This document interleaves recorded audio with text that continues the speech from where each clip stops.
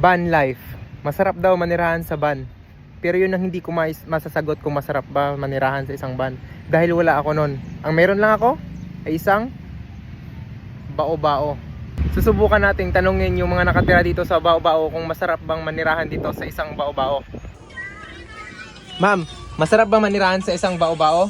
Kamusta ang bao-bao life nyo? So far so good ba? Ito na po yung ano ko, yung mga pasahero ko. At maninirahan kami sa isang bao-bao sa loob ng 2 oras. 2 oras lang naman dahil mainit dito.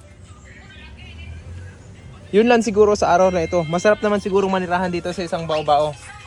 Kaya guys, kung wala kayong ganito, bumili na kayo. Mas komportable, hindi kayo mainitan, hindi pa kayo maaambunan.